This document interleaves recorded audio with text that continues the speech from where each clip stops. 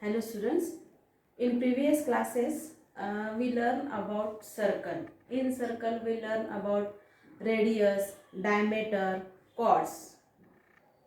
As we know that diameter is a longest chord. So radius means what? The center of the circle. Radius means the line which joins the center of the circle and any point of the circle, it is called the radius. Diameter means the line which joins any two points of the circle and passing through the center of the circle, it is called diameter. And chord, the line which joins any two points of the circle, it is called a chord. And diameter is a chord, but any chord is not a diameter.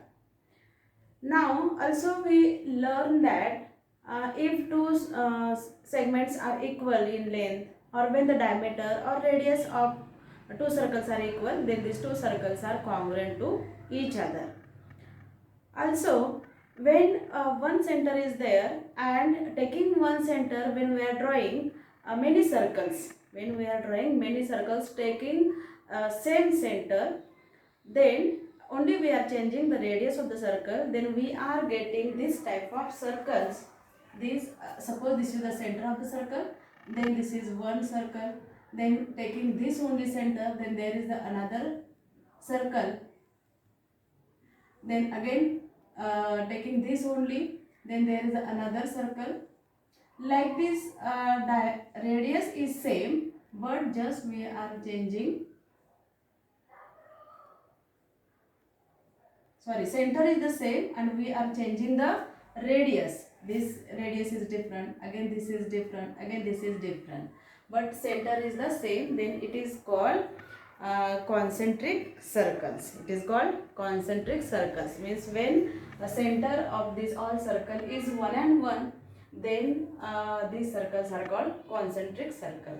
And when these circles are intersecting, when these circles are intersecting, it is called intersecting circles. Means these two circles are intersecting to each other, then these are called the intersecting circles. And when radius or diameter of these two circles are equal, then these two circles are congruent circle.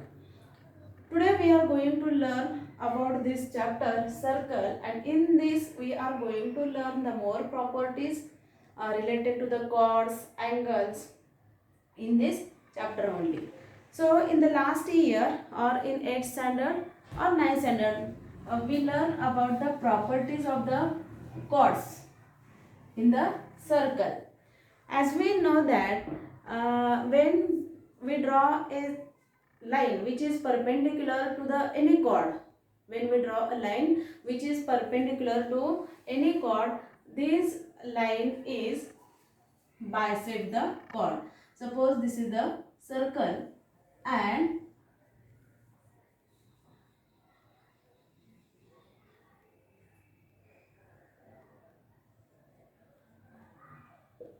this is the chord.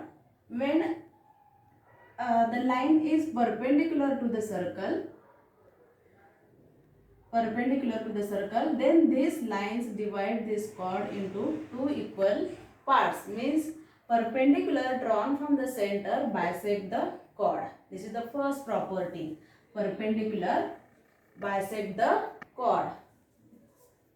Perpendicular bisect the chord. Now in the same circle, when two congruent chords are there, two congruent chords means these chords are of equal length. So these chords are at equal distance from the center. Means now see here, this is the circle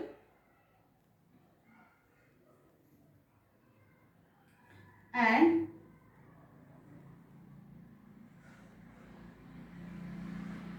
this is the center of the circle, and if these two chords are equal in length, suppose this is the one chord and there is the another chord which is equal in length, these two chords are equal in length, then here AB and CD, then these chords are at equal distance from the center of the circle. Means this distance and this distance both are same.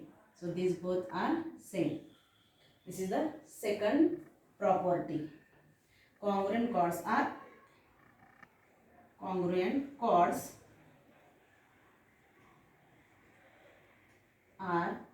equidistant from the center. Equidistance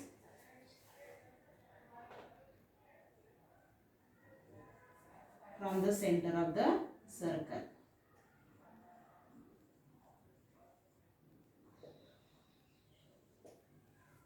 These chords are equidistant from the center of the circle. And converse of that means another property is there. When two chords are equidistant from the center of the circle, then these two chords are congruent to each other.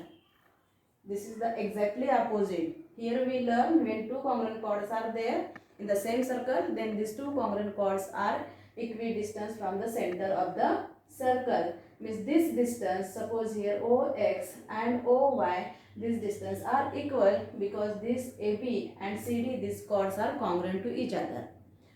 Now in third property, when any two chords are equidistant from the center of the circle, then these two chords are congruent to each other. These two chords are congruent to each other. And then fourth one is the angles made by these congruent chords with the center of the circle. The angles made by this, now see here,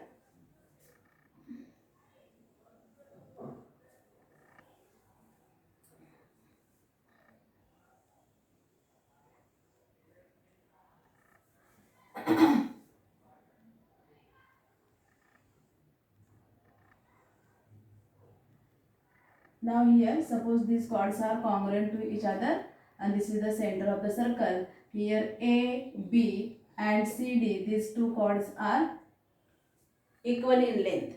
Means these two chords are congruent to each other. And by these congruent chords, angle formed at the center of the circle, means here this angle and this angle, these both angles are congruent to each other. So these both angles are equal. Means angle AOB and angle COD, these both angles are equal because these two angles are formed by these two congruent chords. And like these properties are there which already we learned in the previous classes. So the next part is here, when two circles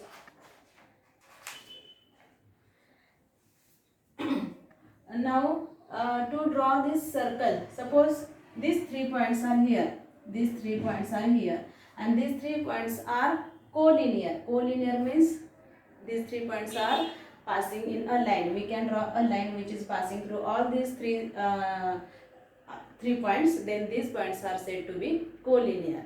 So we are unable to draw a circle which is passing through all these 3 points. We can draw from these two, we can draw from these two, or we can draw from these two, but we cannot draw a circle, single circle which is passing through all these 3 points, which is passing through all these 3 points. Now for that, if these 3 points are here like this non-collinear, then we can draw a circle which is passing all these 3 points. We can draw a circle which is passing through all these 3 points. Now similarly, we can draw, if a single point is there, we can draw one circle passing through all these 3 points. Similarly, if single point is here, so we can draw infinite circles. We can draw infinite circles passing through this one point, or we can draw taking this circle, taking this center of the circle, we can draw many circles, means infinite circles, changing only radius, changing the radius. So like this, from a single point we can draw infinite circles, or taking this point as a center, we can draw infinite circles. Only we have to change the radius. Similarly, if two points are there, only 2 points are here, suppose this point and this point is here, then we can draw many circles. We can draw many circles. Just we have to see here. Now if one circle is here, this is the rough figure. Like this circle we can draw. These points are here. Now we can draw here like this. Sorry. So like this also we can draw from here also.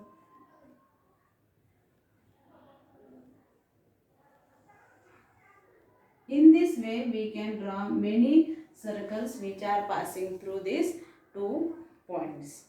So I hope you have understood these properties of the chords, properties of the circle chord related to the chord, which already we learned in the previous classes. So the next part is here.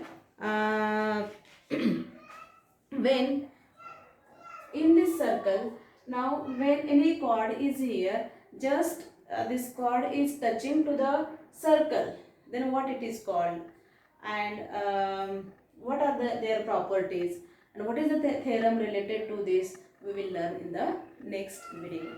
Thank you, students.